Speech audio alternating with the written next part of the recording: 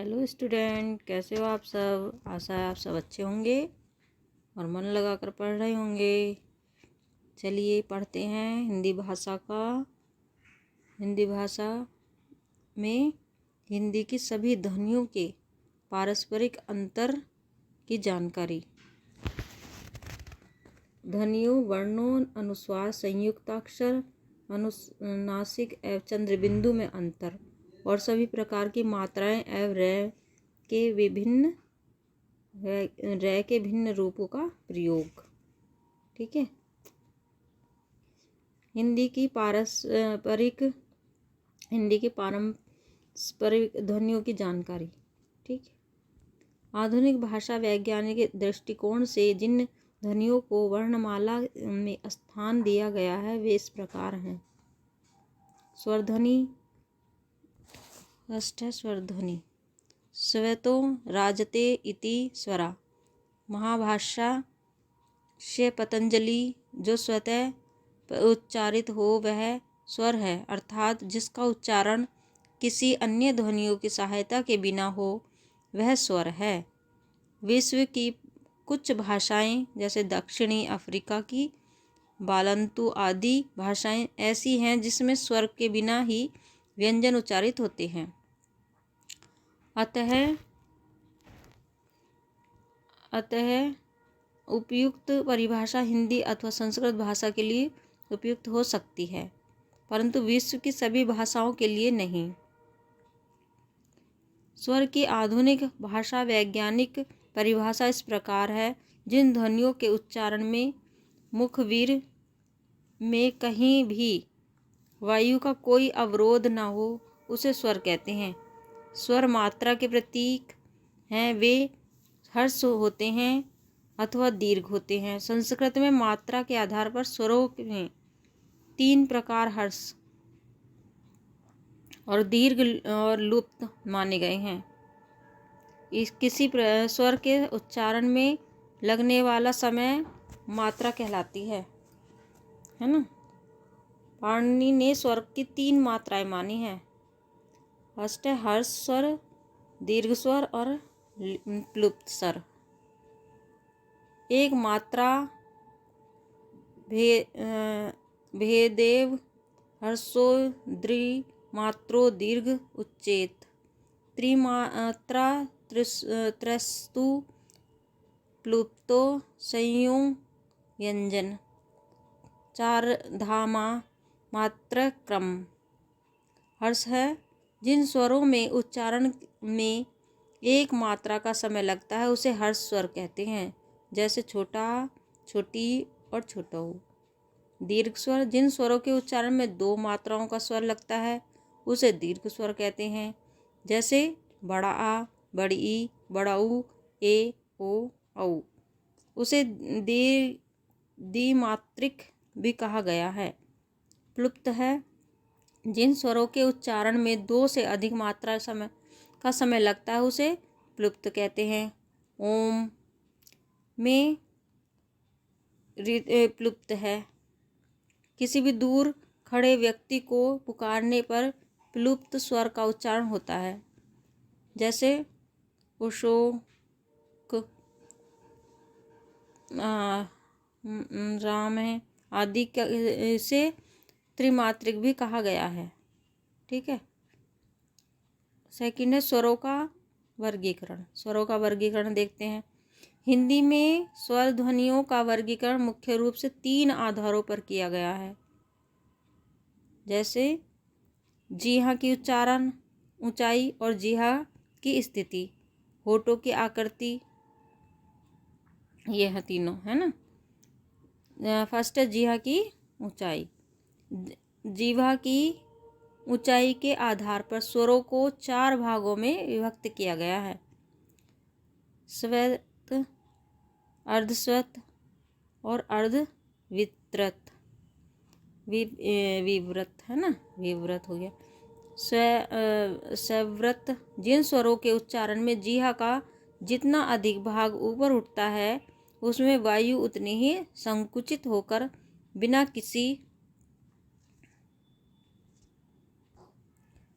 किसी रुकावट के बाहर निकलती है उसे उच्चारित होने में स्वर सवृत कहलाते हैं। छोटी ई, बड़ी ई, छोटा ऊ, बड़ा ऊ सवृत स्वर है ना। नेक्स्ट है हमारा सेकंड अर्ध सवृत। जिन स्वरों के उच्चारण में जीहा का भाग कम ऊपर उठता है और वायु मुखविर में कम संकुचित होती है इससे उच्चारित स्वर अर्ध स्वर कहलाते हैं। ए और ओ अर्ध स्वर है। अर्धविवृत। जिन स्वरों के उच्चारण में जीहा अर्धस्वर अर्धवृत से कम ऊपर उठती है और मुख वीर में वायु मार्ग खुला रहता है इससे उच्चारित स्वर अर्धविवृत स्वर कहे जाते हैं। छोटा आ, ए और ओ अर्धविवृत स्वर है। नेक्स्ट है हमारा विवृत। जिन स्वरों के उच्चारण में जीहा मध्य में स्थित होती है और मुखवीर विवर पूरा खुला रहता है ऐसे उच्चारित स्वर को विवृत कहते हैं। बड़ा आ विवृत और स्वर है। सेकंड है जीहा की स्थिति। किसी स्वर के उच्चारण में जीहा की स्थिति के आधार पर स्वरों के 3 भेद किए जाते हैं, अग्रस्वर, मध्यस्वर और पश्चस्वर। नेक्स्ट है अग्रस्वर। जिन स्वरों के उच्चारण में जीहा का अग्रभाग सक्रिय होता है ऐसे उच्चारित स्वरों को अग्रस्वर कहते हैं। हिंदी में छोटी बड़ी ए अग्रस्वर है। नेक्स्ट है मध्यस्वर। जिन स्वरों के उच्चारण में जीहा का मध्य भाग सक्रिय होता है ऐसे उच्चारित स्वरों के मध्यस्वर कहते हैं। हिंदी में छोटा मध्यस्वर है। नेक्स्ट है पश्चस्वर। जिन स्वरों के उच्चारण में जीहा का पश्च भाग सक्रिय होता है ऐसे उच्चारित स्वरों को पश्चस्वर कहते हैं। हिंदी में छोटा ऊ, बड़ा ऊ, ओ, औ, एव, आ पश्चस्वर है। होठों की आकृति। किसी स्वर के उच्चारण में होठों की आकृति के आधार पर स्वरों के 2 वर्गों में रखे सकते हैं, जैसे गोलीय और अगोलीय। ठीक है। गोलीय। जिन स्वरों के उच्चारण में होठों की स्थिति कुछ गोलाकार होती है ऐसे उच्चारित स्वरों को गोलीय कहते हैं, जैसे छोटा ऊ, बड़ा ऊ, ओ, औ, औ गोलीय स्वर हैं। अंग्रेजी में आए हुए ओ स्वर के लिए ओ का उच्चारण होता है, जैसे डॉक्टर, नॉर्मल आदि। नेक्स्ट है अगोलीय। जिन स्वरों के उच्चारण में होठों की स्थिति गोलाकार नहीं होती ऐसे उच्चारित स्वरों को अगोलीय कहते हैं, जैसे छोटा, बड़ा, छोटी, बड़ी, ए, ऐ अगोलीय स्वर हैं। कुछ व्याकरण शास्त्री एक और वर्ग कहते हैं उदासीन स्वर के अंतर्गत छोटा हो को रखते हैं। नेक्स्ट है हमारा ये व्यंजन ध्वनि। व्यंजन ध्वनि। परंपरागत व्याकरण में जिन ध्वनियों का उच्चारण स्वतः होता है और उसके उच्चारण में किसी अन्य ध्वनि की आवश्यकता नहीं होती उसे स्वर, तथा जिन ध्वनियों के उच्चारण के लिए स्वर की सहायता लेते हैं इन ध्वनियों को व्यंजन कहा गया है। स्वर राजन्ते इति स्वरा अवगत भवन्ति व्यंजनमति। महाभाष्य पतंजलि। अर्थात स्वर स्वयं शोभा पाते हैं जबकि व्यंजन स्वरों का अनुकरण करते हैं। आधुनिक भाषा वैज्ञानिक दृष्टि से व्यंजन की परिभाषा इस प्रकार है। जिन ध्वनियों के उच्चारण से मुखवीर में कहीं न कहीं वायु का अवरोध हो उसे व्यंजन ध्वनि कहते हैं। व्यंजन ध्वनि का वर्गीकरण। परंपरागत व्याकरण शास्त्रियों की दृष्टि से व्यंजन ध्वनियों को स्पर्श, अंतस्थ एवं ऊष्म वर्गों में रखा गया है। परस्पर स्पर्श के अंतर्गत सभी वर्ग ध्वनियों कैवर्ग से पैवर्ग तक कुछ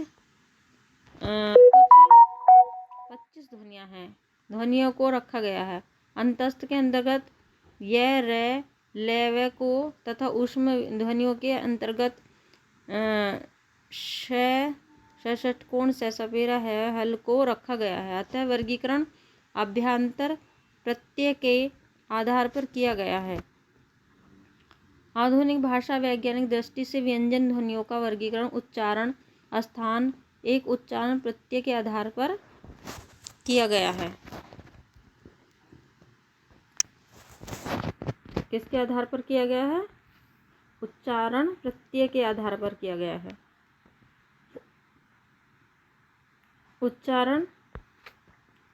उच्चारण का स्थान है हमारा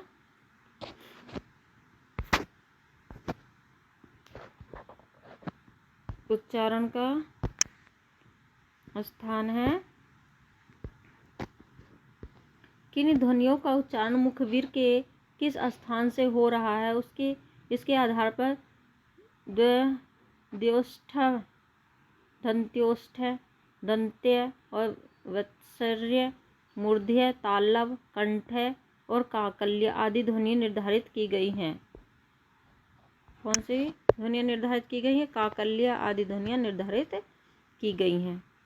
इन व्यंजनों ध्वनियों के उच्चारण में वायु का दबाव कम होता है अथवा अधिक। इसके आधार पर व्यंजन ध्वनियाँ अल्प प्राण होती हैं अथवा महाप्राण। इन्हें उच्चारण स्थान के आधार पर इस प्रकार वर्गीकृत किया गया है। फर्स्ट है द्योष्ठ। जिन ध्वनियों का उच्चारण दोनों होठों के स्पर्श से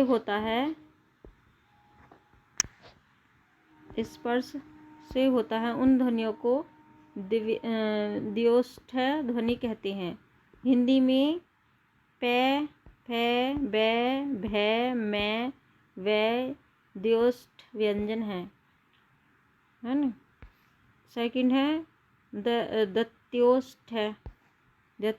जिन व्यंजन ध्वनियों का उच्चारण ऊपरी दांत एवं निचले होठों के स्पर्श से होता है ऐसे व्यंजन ध्वनियों को दत्योष्ठ ध्वनि कहते हैं। हिंदी में दत्योष्ठ व्यंजन नहीं पाए जाते। इस प्रकार की व्यंजन ध्वनि फारसी में फे, अंग्रेजी में एफ के रूप में है। नेक्स्ट है हमारा आगे है रूप में है ध्वनियाँ विद्यालय है। ध्वनि रूप में विद्यालय है विद्यमान है। हिंदी की वह ध्वनि को कुछ ध्वनि वैज्ञानिक दंत्योष्ठ मानते हैं परंतु कुछ द्वयोष्ठ मानते हैं। व्यंजन है ये कौन सा है?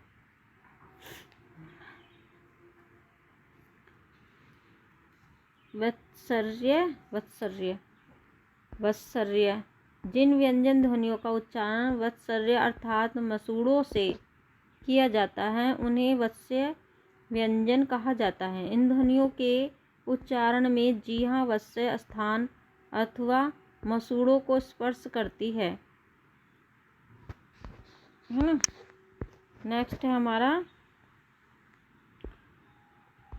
नेक्स्ट है हिंदी में जो पहले दंत्य ध्वनि भी थी वे आज वत्स्य ध्वनियाँ हैं।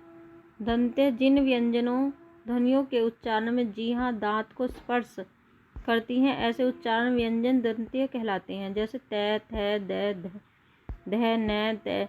दंत्य व्यंजन स्पर्श दोनों के बीच उच्चारित होती हैं। मूर्ध्य व्यंजन है जिन व्यंजन ध्वनियों का उच्चारण मूर्ध्य से होता है जिन व्यंजन ध्वनियों का उच्चारण मूर्ध्य से होता है उन्हें मूर्ध्य कहा जाता है। इनके उच्चारण में जीभ को कठोर तालु के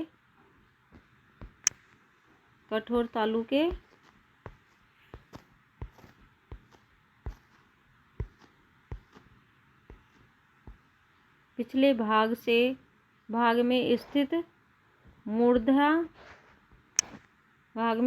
मूर्धा का स्पर्श करना पड़ता है, जैसे ट, ठ, ड और ढ, अणे, अणे तथा ढ आदि मूर्धन्य व्यंजन हैं।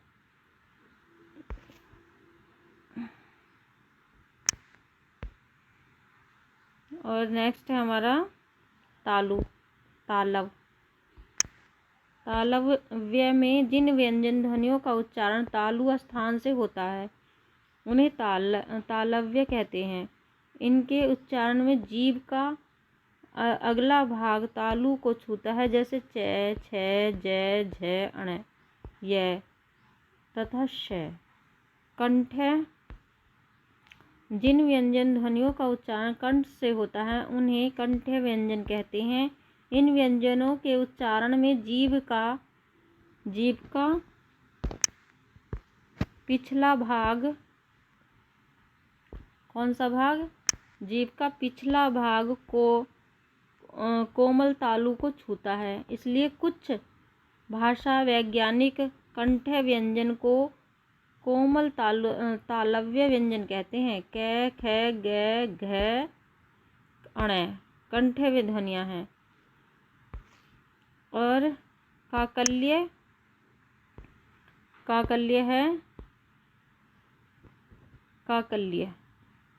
ये काकल्य ध्वनियाँ क्या है? काकल्य व्यंजन जिन व्यंजन ध्वनियों का उच्चारण काकल्य स्थान से किया जाता है उन ध्वनियों को काकल्य कहा जाता है।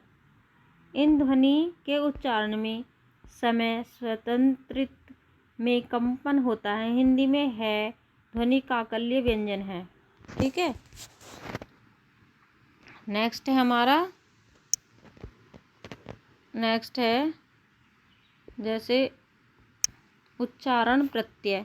जिन व्यंजन ध्वनियों का वर्गीकरण उनके उच्चारण अव्यय के द्वारा किए जाते हैं, प्रत्यय के आधार पर किया जाता है, उन्हें उच्चारण प्रत्यय कहा जाता है। इसके अंतर्गत स्वतंत्रियों के कंपन होने अथवा न होने के आधार पर अघोष सघोष ध्वनियों का निर्धारण होता है। उच्चारण प्रत्यय के आधार पर व्यंजन ध्वनियों को निम्नलिखित वर्गों में रखा गया है। नेक्स्ट है हमारा स्पर्श व्यंजन।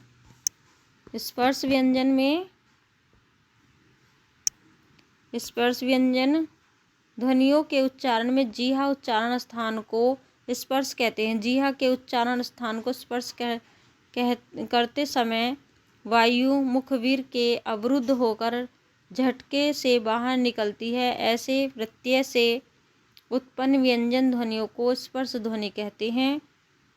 इनके अंतर्गत कंठ्य, मूर्ध्य, दंत्य, वत्स्य, ओष्ठ ध्वनियाँ सम्मिलित हैं, जैसे क, ख, ग, घ, अण, ट, ठ, ड, ढ, त, थ, द, ध, प, फ, ब, भ स्पर्श ध्वनियाँ हैं।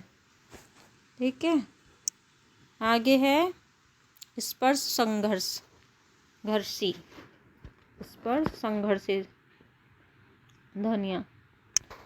स्पर्श संघर्षी जिन व्यंजन ध्वनियों के उच्चारण में जीहा उच्चारण स्थानों को स्पर्श करती है तथा मुखवीर में से वायु घर्षण के साथ निकलती है, ऐसे उच्चारित ध्वनियों को स्पर्श संघर्षी व्यंजन कहते हैं। जैसे च, छ, ज, झ है ना। इसमें संघर्षी जिन व्यंजन ध्वनियों का उच्चारण करते समय मुखवीर में वायु सक्रिय मार्ग से निकलती है, जिससे मुखवीर में घर्षण होता है, ऐसे ध्वनियाँ संघर्षी कहलाती हैं। जैसे श, षटकोण, स सपेरा है हल, है ना।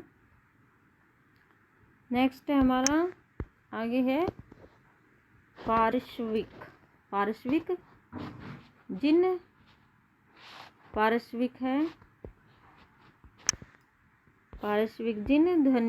व्यंजन ध्वनियों के उच्चारण में जीहा दंत अथवा वत्सर्य ध्वनियों को छूती है, उस समय वायु जीहा के अगल बगल से बाहर निकलती है। इन ध्वनियों को पार्श्विक ध्वनि कहते हैं। हिंदी में लय पार्श्विक ध्वनि है। लुंठित।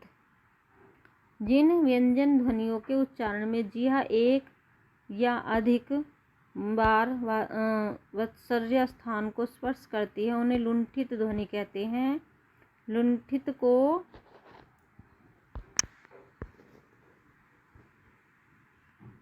भी कहते हैं, लोड़ित भी कहते हैं। हिंदी में लय लुंठित व्यंजन है। ठीक है। उत्प्रेक्षित उत्प्रेक्षित क्षिप्त। जिन व्यंजनों के उच्चारण में जीहा मूर्धन्य स्थान को शीघ्रता से स्पर्श करती है उसे उत्क्षिप्त ध्वनि कहते हैं। हिंदी में अण और ढ उत्क्षिप्त व्यंजन है।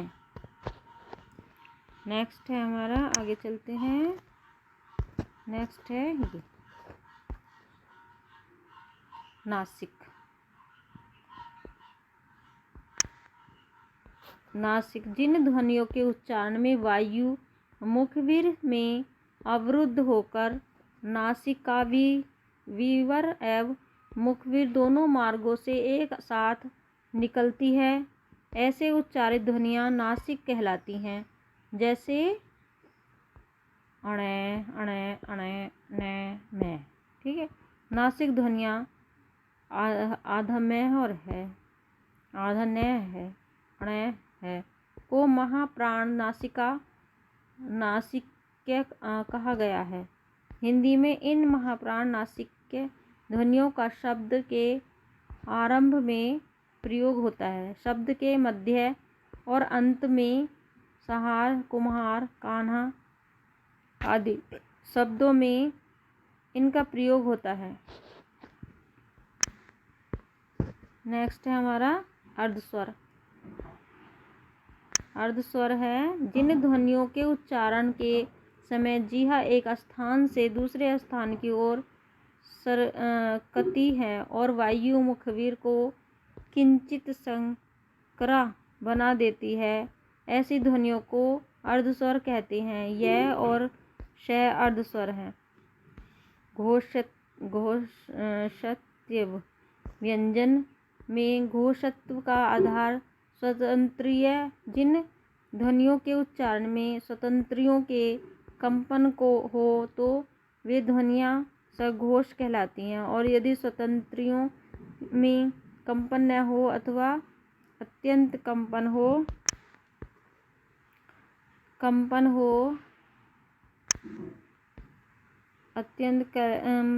हो तो वे ध्वनियाँ अघोष कहलाती हैं। जैसे अघोष कै ख ग कै ख च छ ट ठ त थ त फ श श और विसर्ग। ठीक है। सघोष है ग घ अण ज झ अण अण ढ अण ढ ड ढ द ध न ब। और है, और क्या है भाई,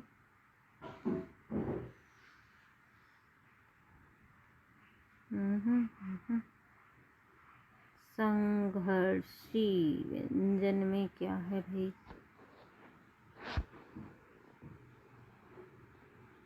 भय में यर लव है। ठीक है। नेक्स्ट है सभी स्वरों को जी भी धन आदि जैसे विविध भाषाओं ध्वनि मानते हैं। नेक्स्ट है हमारा प्राणत्व। प्राण का अर्थ होता है वायु। ध्वनियों के उच्चारण में वायु का कम प्रयोग किया जाता है अथवा ध्वनि अधिक, उनके आधार पर ध्वनियों का प्राणत्व निर्धारित होता है। ध्वनियाँ या तो अल्प प्राण होती हैं या महाप्राण होती हैं। ठीक है। नेक्स्ट है हमारा अल्प प्राण होती हैं या महाप्राण होती है ना, ठीक है। अब अल्प प्राण देखते हैं। अल्प प्राण हैं जिन ध्वनियों के उच्चारण में प्राण अथवा वायु का कम अथवा अत्यंत प्रयोग किया जाता है उन्हें अल्प प्राण ध्वनि कहते हैं। व्यंजन ध्वनियों की वर्गीय ध्वनियाँ अथवा प्रथम, तृतीय और पंचम अल्प प्राण ध्वनियाँ हैं, जैसे कै, ग, अण, च, ज, ट, ड, अण, है ना।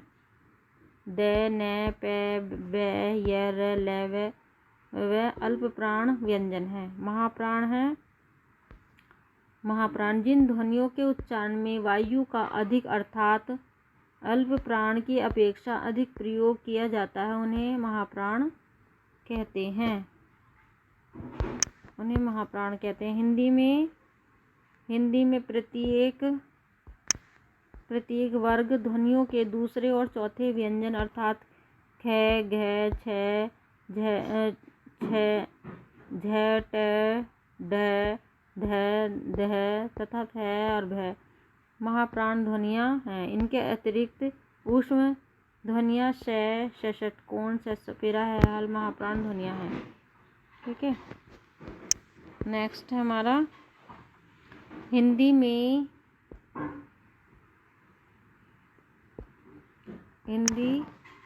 में अल्प प्राणों के साथ है जोड़ने पर महाप्राण ध्वनियाँ बनती हैं, अर्थात व्यंजन ध्वनियों को हल कहा गया है।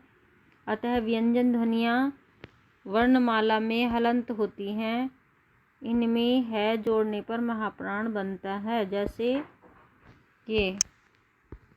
है कै प्लस है और ख बन गया, च प्लस है और छ बन गया, ट प्लस है तो ठ बन गया, त प्लस है तो थ बन गया, प प्लस है तो फ बन गया, न प्लस है तो न, अध न और है बन गया, ग प्लस है तो घ बन गया और घ बन गया, और जह प्लस है तो झ बन गया, ढ प्लस है तो ढ बन गया, द प्लस है तो ढ बन गया, और बह प्लस भह है तो भह बन गया, मैं प्लस है तो मह बन गया, ठीक है।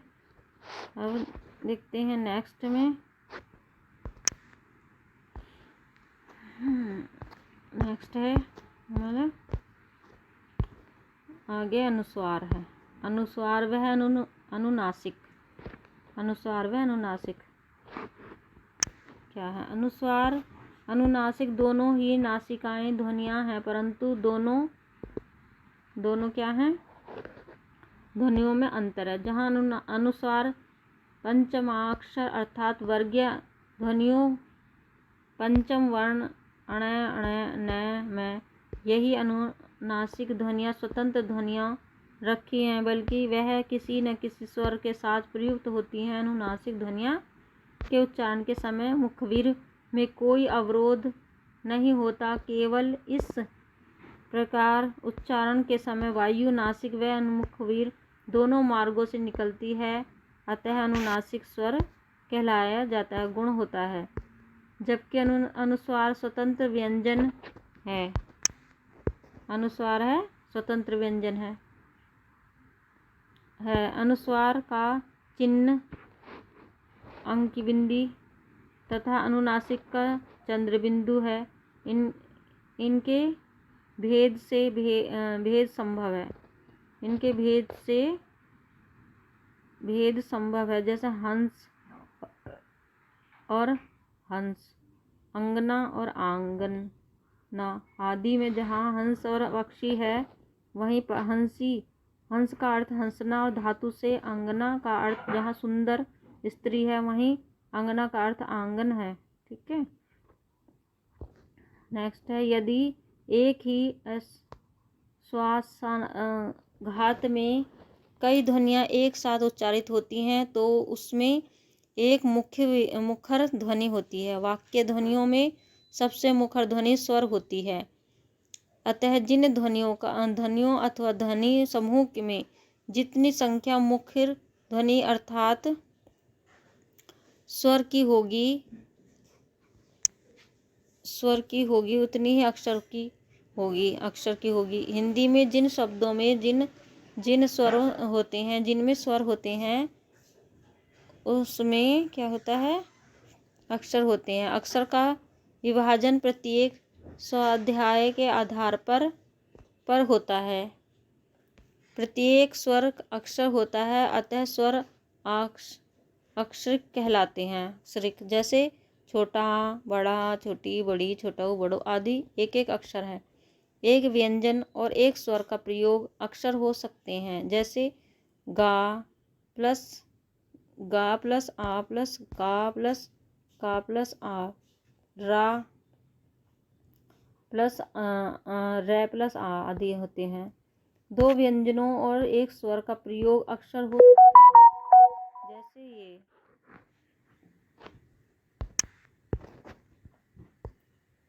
अक्षय और कै प्लस शय का और प्लस ए त्रय हो जाता है, और तय प्लस रे प्लस ए का ज्ञ हो जाता है। जय प्लस त्रय प्लस ए का काम है। कै प्लस ए प्लस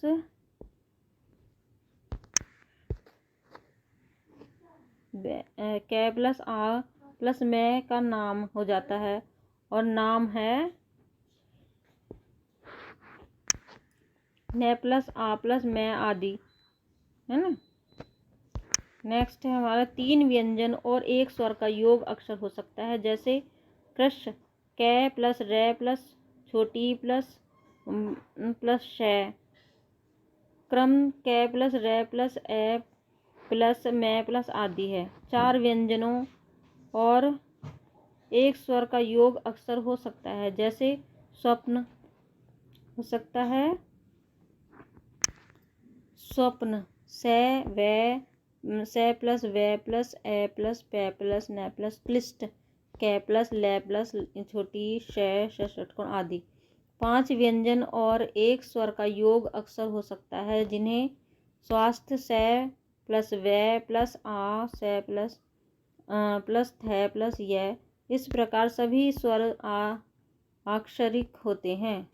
एक शब्द एक अक्षर का हो सकता है और कई अक्षरों का भी, जैसे स्वप्न एक शब्द है और अक्षर भी, परंतु विद्या प्लस वे प्लस छोटी प्लस दे प्लस ये प्लस आ दो अक्षरों वाला एक शब्द है। अक्षर विभाजन शब्दों के सही उच्चारण के लिए अक्षरों का विभाजन कहाँ से करें, यह बहुत ही महत्वपूर्ण होता है। शब्द या तो एकाक्षरी होता है या अनेकाक्षरी। एकाक्षरी शब्दों के उच्चारण में जो मुखर ध्वनि है उसी पर वाला घात भी होता है, परंतु जहाँ अनेकाक्षरी शब्द हैं उच्चारण में विभाजन ठीक होना चाहिए। नेक्स्ट है हमारा उदाहरण के लिए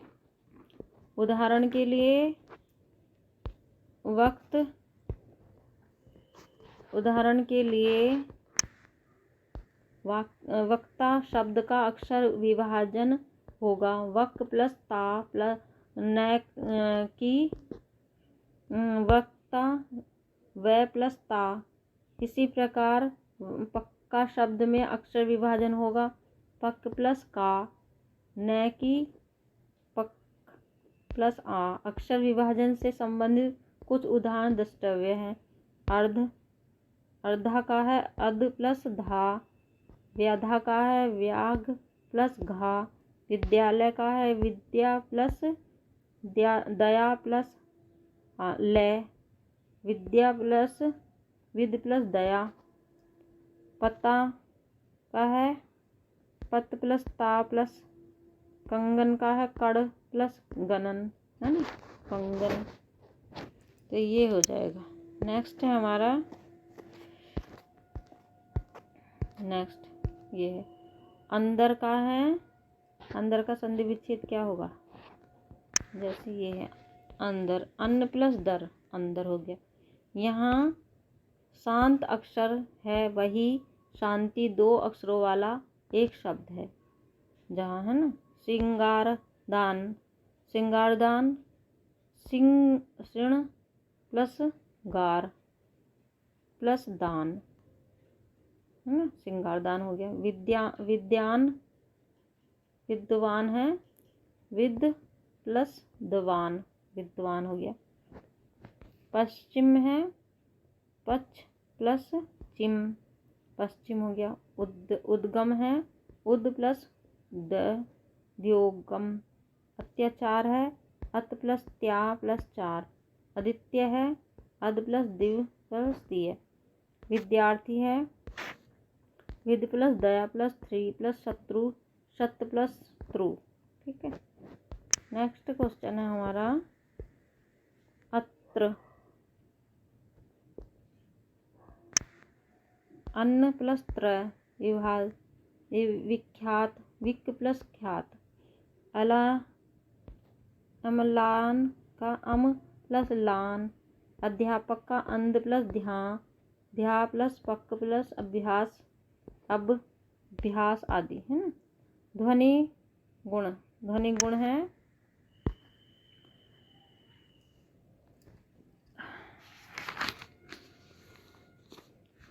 ध्वनि गुण।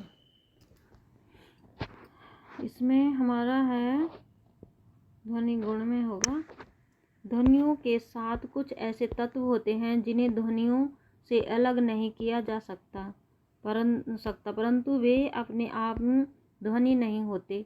उन्हें ध्वनि गुण कहते हैं। भविष्य विज्ञान में उन्हें खंडेतर ध्वनि कहते हैं। ये ध्वनि गुण मात्रा, बला, धातु, सुर, अनुनासिक और संगम आदि के रूप में ध्वनियों में विद्यमान होते हैं। मात्रा, किसी ध्वनि के उच्चारण में जितना समय लगता है उसे हम उस ध्वनि की मात्रा कहते हैं। इसी के आधार पर स्वरों को हर्ष व दीर्घ कहा जाता है।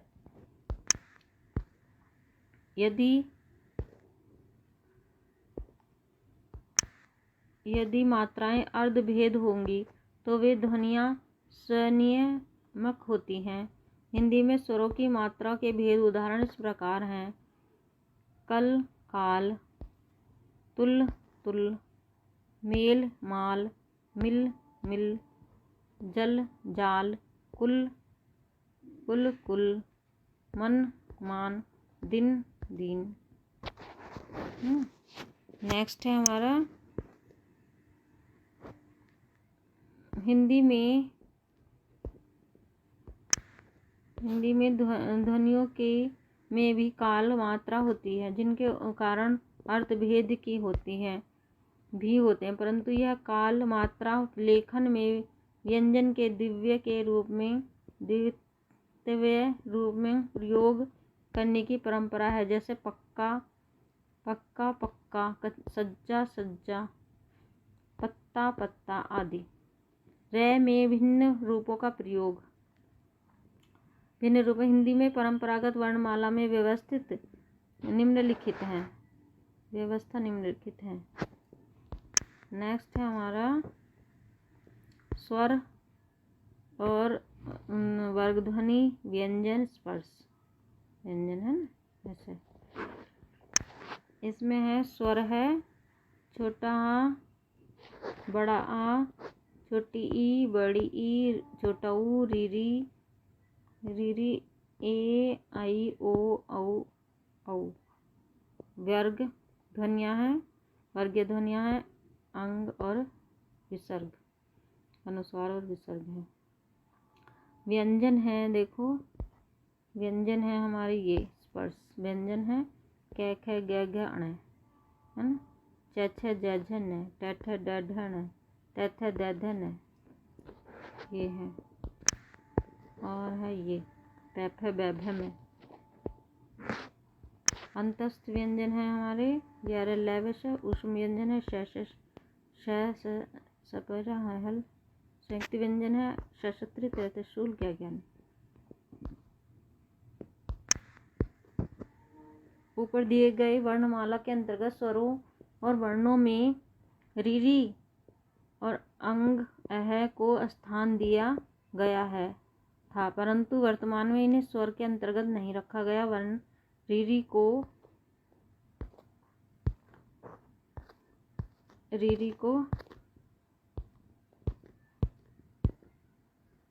री जैसा उच्चारण होने के कारण भाषा वैज्ञानिकों ने स्वर के अंतर्गत नहीं रखा। जहाँ हिंदी में रीरी का उच्चारण री जैसा होता है, वहीं मराठी तथा दक्षिण भारतीय भाषाओं में रू जैसा होता है। कुछ क्षेत्रों में, विशेषकर पश्चिमी उत्तर प्रदेश और उसके आसपास के प्रदेशों में, रीरी का उच्चारण रै जैसा भी करते हैं। हिंदी में ऋतु, ऋषि, ऋण आदि का उच्चारण ऋतु, ऋषि, रिपुण, ऋण तथा दृष्टि, मृत्यु, कृपया आदि का उच्चारण दृष्ट, मृत तथा कृपा होती है। परंपरागत व्याकरण के स्वरों का वर्गीकरण दीर्घता के आधार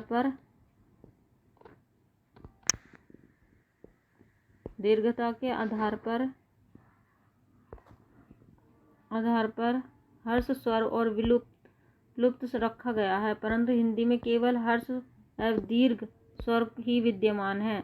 भट्टोजी दीक्षित के स्वरों में 3 भेद बताए हैं: उदात्त, अनुदात्त स्वर। उदात्त अर्थ ऊपर उठा हुआ, आरोही। अनुदात्त का अर्थ है अवरोही। स्वरित अर्थ सम होते हैं। ए को व्याकरण शास्त्रियों ने अनुनासिक ध्वनि माना है। ए को कुछ आधुनिक भाषा विज्ञान ध्वनि गुण के रूप में मानते हैं, अतः ए स्वर के अंतर्गत नहीं है। नेक्स्ट है हमारा अंतर्गत नहीं है।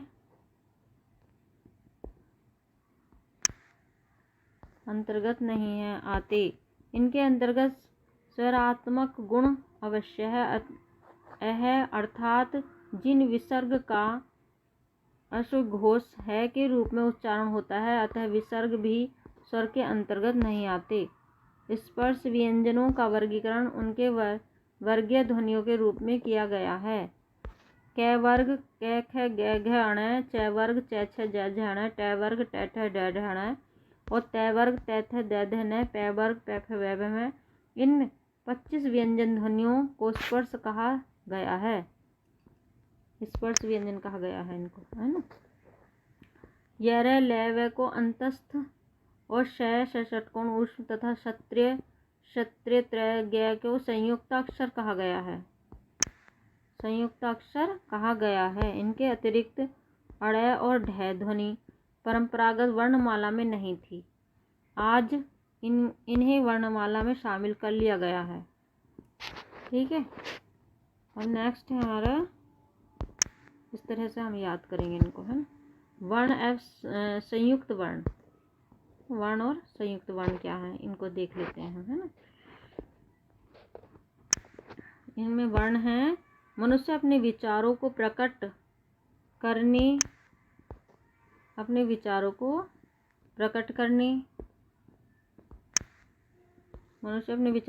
करने के लिए जिन छोटी से छोटी इकाई का प्रयोग करता है, वह इकाई वर्ण कहलाती है। साधारण हम वाक्यों, 2 या 2 से अधिक वाक्यों का समूह के द्वारा अपने विचारों अभिव्यक्त करते हैं। इन वाक्यों का निर्माण वर्णों के संयोग से ही होता है। 2 या 2 से अधिक वर्ण मिलाकर शब्द का निर्माण करते हैं और 2 या 2 से अधिक शब्द मिलाकर वाक्य का निर्माण करते हैं। हिंदी भाषा में जितने भी ध्वनियाँ, उन्हें ही अक्षर या वर्ण कहा जाता है। जब ध्वनि सहज रूप से उच्चारित हो जाती है, तब उन्हें अक्षर कहा जाता है और उस अक्षर को क्या कहते हैं? अक्षर को व्यक्त करने वाले लिखित चिन्ह क्या कहलाते हैं? वर्ण कहलाते हैं। इस बात को ही हम निम्न प्रकार से स्पष्ट करते हैं। अक्षर 2 शब्दों के मेल से बनता है।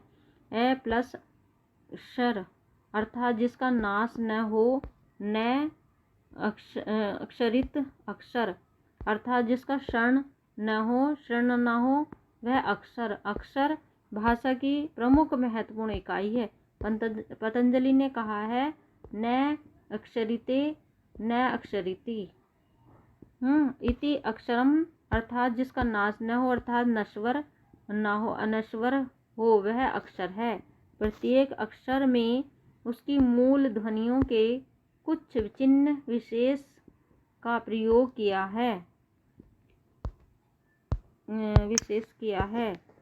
जाता है। इन चिन्हों को ही अक्षर कहते हैं। हिंदी भाषा में भी प्रत्येक मूल ध्वनि के लिए अलग अलग अक्षर का प्रयोग होता है। हिंदी एक ध्वन्यात्मक भाषा है।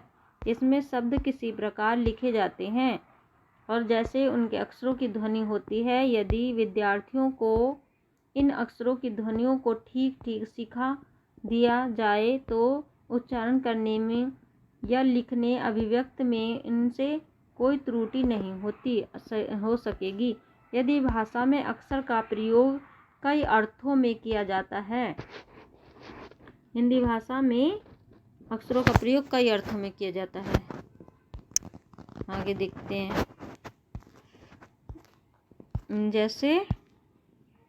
जैसे ये है स्वर व्यंजन में मिश्रित रूप से अर्थ में, जैसे च प्लस ए प्लस मैं का है मैं प्लस ए, टे का है टे प्लस ए और पे का है पे प्लस ए आदि। अलग अलग स्वर व्यंजन अर्थात वर्ण के अर्थ में, जैसे ए, छोटा आ, छोटी, छोटा ऊ, कै और ख और च, छ आदि। आजकल भाषा विज्ञान के क्षेत्र में अक्षर का प्रयोग शब्दांश के अर्थ में भी किया जा रहा है। इसके आधार पर अक्षर शब्द को परिभाषित करते हुए हम कह सकते हैं कि एक या एक से अधिक ध्वनियों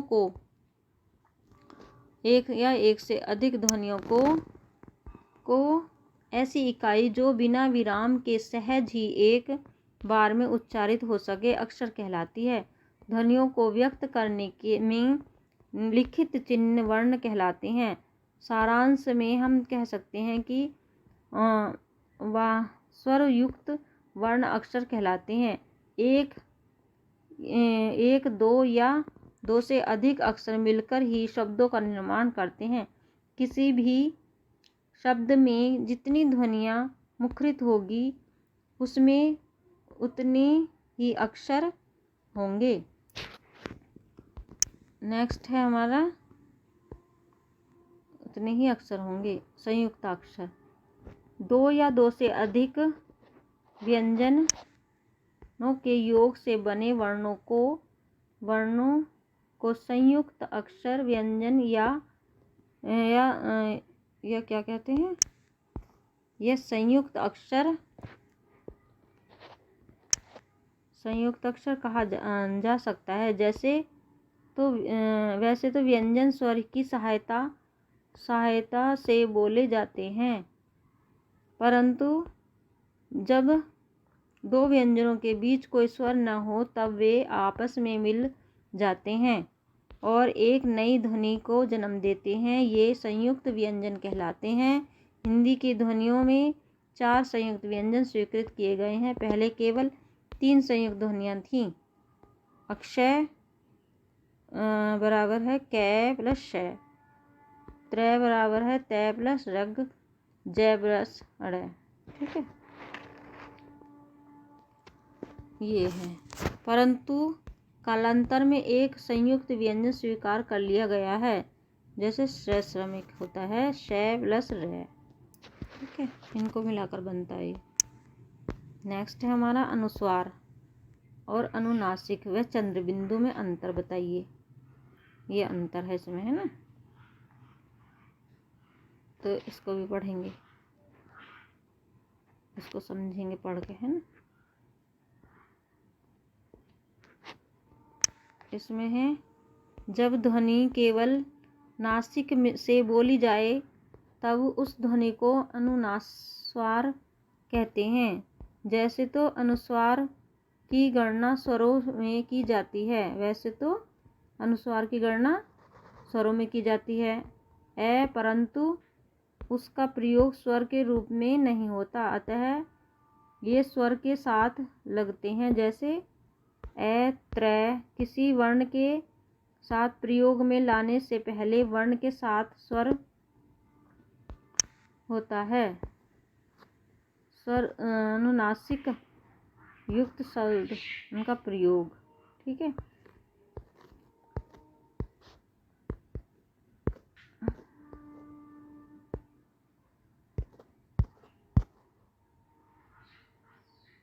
अनुस्वार युक्त शब्द हैं ये। चंद्र, चंद है। काम के लिए चंद घड़ियाँ मिलती हैं। गंगा, गंगा भारत की पवित्र नदी है। हंस, हंस सुंदर पक्षी है। हंस, हंस सुंदर पक्षी है। कंगन, कंगन हाथ का एक जेवर है। संस्कार, उसमें अच्छे संस्कार हैं। मंद, मंद वह मंद मंद चलती है। डंडा, डंडा होने पर ही कुत्ते से बच सकते हैं, है ना। ये हो गया। अब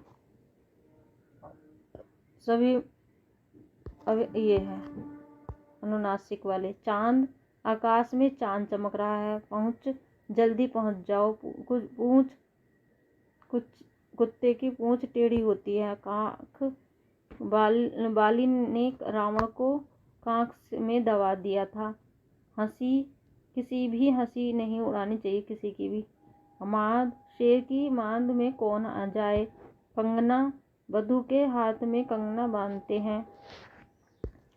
सभी प्रकार की मात्राएं, मात्राएं इस प्रकार होती हैं, है ना। मात्राएं देख लेते हैं हम। स्वरों का छोटा परिवर्तित रूप जो व्यंजन के साथ मिलकर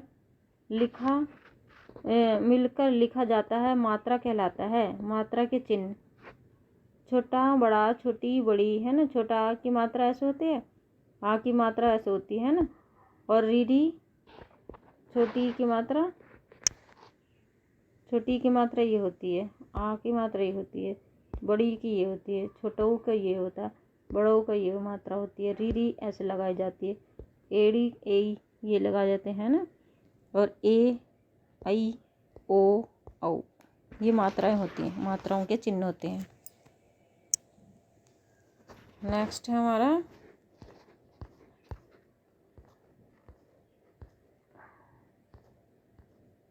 अनुनासिक स्वर, ठीक है। जैसे अनुनासिक स्वर है हमारे, अनुनासिक स्वर भी हमने पढ़ लिया है ना।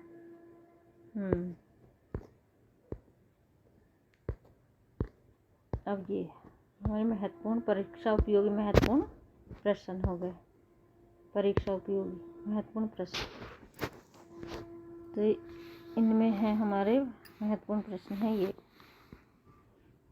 फर्स्ट है हमारा, फर्स्ट क्वेश्चन है हमारा, इनमें से कौन सी ध्वनि अंतस्थ नहीं है।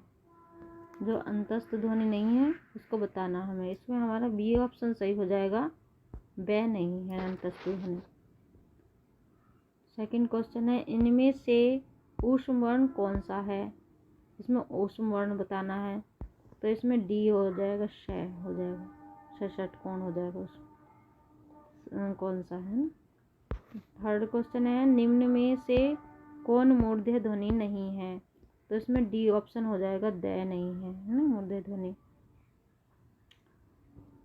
नेक्स्ट है हमारा 4 है, ध्वनि का उच्चारण स्थान के आधार पर होता है। ध्वनि का उच्चारण स्थान के आधार पर होता है, दंत से, दंत स्थान से होता है ना। 5 क्वेश्चन है हमारा, दंतस्थ के उच्चारण होने पर होने वाले व्यंजन हैं, क्या हैं ये। कौन सा व्यंजन है ये, फे और वे है ना। 6 है हमारा, निम्न में से किस वर्ण का उच्चारण स्थान है, किस वर्ण उच्चारण का स्थान है, डह का। निम्न में से 7, निम्न में से कौन सा सही है, इसमें हमारा कौन सा सही हो जाएगा, इसमें हो जाएगा सी हो जाएगा सही। च छ ज झ स्पर्श संघर्ष है। ठीक है। अब नेक्स्ट हमारा 8 क्वेश्चन, इनमें से ऊष्म ध्वनि कौन सी है? ऊष्म ध्वनि, इनमें से ऊष्म ध्वनि कौन नहीं है? कौन नहीं है तो इस तरह से कर लो एकदम, कौन नहीं है। जब भी आप क्वेश्चन में देखो तो इस तरह से कर लो। इसमें है हमारा डी ऑप्शन सही, झ हो जाएगा, है ना। जय, जिन ध्वनियों के उच्चारण में जिही दांतों को स्पर्श करते हैं उन्हें क्या कहते हैं? करते हैं, ऐसे उच्चारण व्यंजन को कहते हैं दंत। इसका दंत हो जाएगा। ठीक है। नेक्स्ट है हमारा दंतोष्टि किसे कहते हैं? दंतोष्टि किसे कहते हैं? इसमें हमारा बी ऑप्शन हो जाएगा, जिन ध्वनियों का उच्चारण ऊपरी दांतों और निचले होठों से स्पर्श होता है उसे दंत्योष्टि कहते हैं। ठीक है। नेक्स्ट है हमारा संघर्ष ध्वनि किसे कहते हैं? संघर्ष ध्वनि किसे कहते हैं? इसमें हमारा श हो जाएगा, संघर्ष ध्वनि हो जाएगा, है ना। किसे कहते हैं? श को कहते हैं। नेक्स्ट हो जाएगा हमारा 12, निम्न में संयुक्त अक्षर कौन सा है? संयुक्त अक्षर कौन सा है हमारा? त्र हो जाएगा। इसका राइट आंसर हो जाएगा त्र। और अनुनास्वार और अनुनासिकता किस प्रकार की ध्वनियाँ हैं? इसमें ध्वनि बतानी है, किस प्रकार की ध्वनि है हमारी। इसका आंसर है नासिक ध्वनियाँ हैं, है ना, जो नाक से बोली जाती है। ये क्या कहलाती हैं? नासिक ध्वनियाँ कहलाती हैं। नासिक ध्वनियाँ हो जाएगी इसके हमारा। मूर्धन्य व्यंजन है, क्या है इसमें? ट व्यंजन हो जाएगा, मूर्धन्य व्यंजन ट व्यंजन हो जाएगा। नेक्स्ट है हमारा हिंदी भाषा में 2 ध्वनियाँ कौन सी हैं जो स्वतंत्र रूप से बोली या लिखी जाती हैं? इसमें हमारा हो जाएगा कौन सा? स्वर हो जाएगा। नेक्स्ट है हमारा कौन सा वर्ण घोष नहीं है? तो इसमें हमारा बी ऑप्शन हो जाएगा 6, घोष नहीं है। और फिर हो जाएगा किस शब्द में रीरी स्वर नहीं है? इसमें हमारा कौन सा आंसर हो जाएगा? रीरी स्वर नहीं है, रिवाज। त्र की ध्वनि है ट प्लस रीरी, ट की ध्वनि हो गई। ये हो गए हमारे क्वेश्चन 18 क्वेश्चन भी हो गए हमारे। और मिलते हैं नेक्स्ट वीडियो में।